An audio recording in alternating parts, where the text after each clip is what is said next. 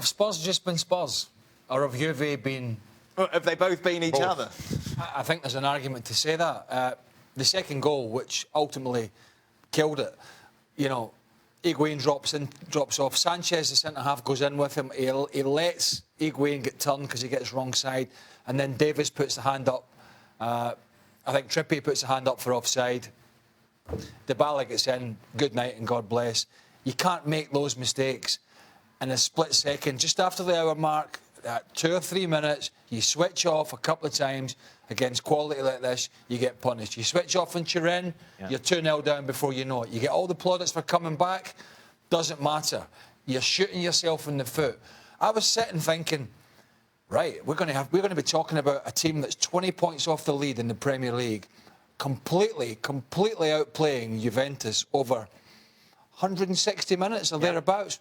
And they're out. Yeah. But that's Spurs, and they are going to have to learn fast. You do the maths there. That's only 20 minutes, really, in which Juventus put in the performance over the 2 legs, but that's all they need. And that's all they need. And that's the thing with these big European clubs who have experience in this competition.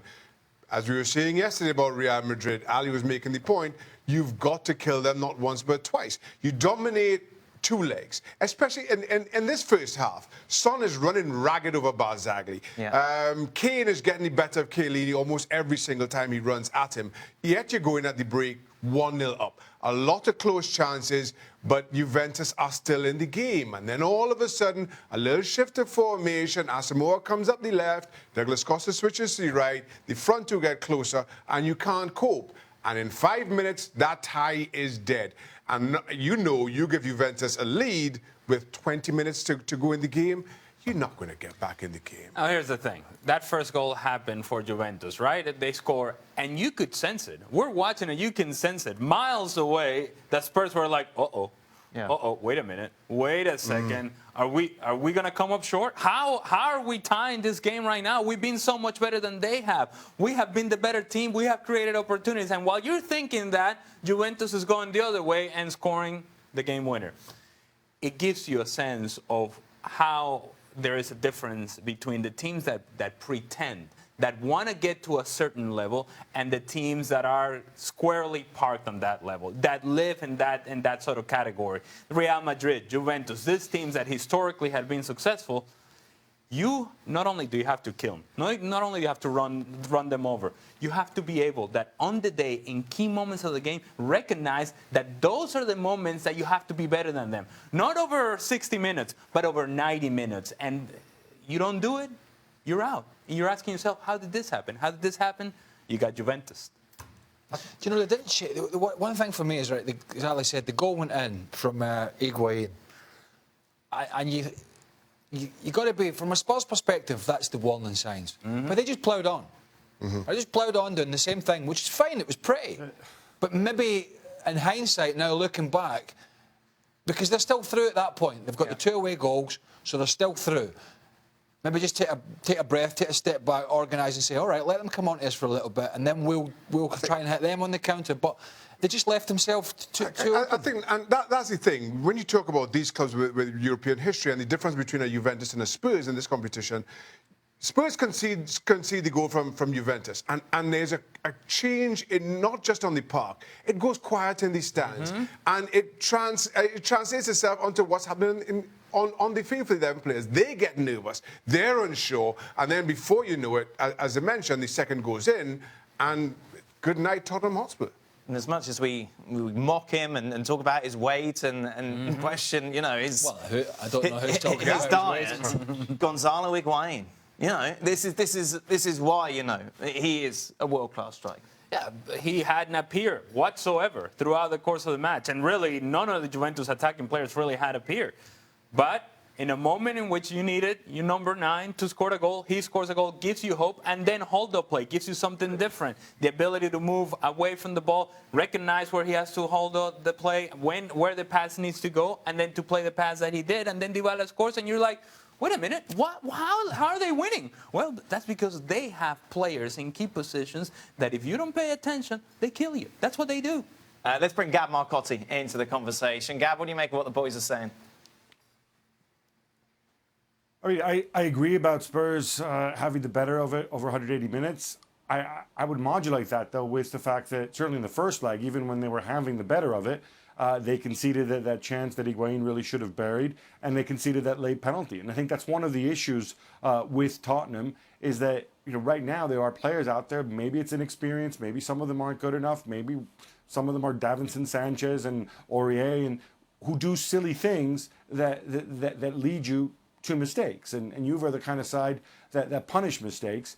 And I think having some of this lack of experience also translates into something else. When Allegri made that change, which was hugely counterintuitive, right? Sending on Lichtsteiner and Asamoah in that game, I was saying to myself, right, what's Pochettino going to do now? What are Spurs going to do? And as you guys pointed out, they did very little, not because Pochettino didn't realize that the game had changed, but because I think he felt that there was very little he could do, because these players don't necessarily have the experience, they don't necessarily have the tactical nous to make those adjustments on the fly. And ultimately, that's been the secret of Juventus under Allegri. They're like one of those awful viruses that mutates and you can't ever shake. And that's why in the past 3 years they've knocked out the likes of Borussia Dortmund and Real Madrid and Barcelona, and only succumbed to Bayern with the last minute goal.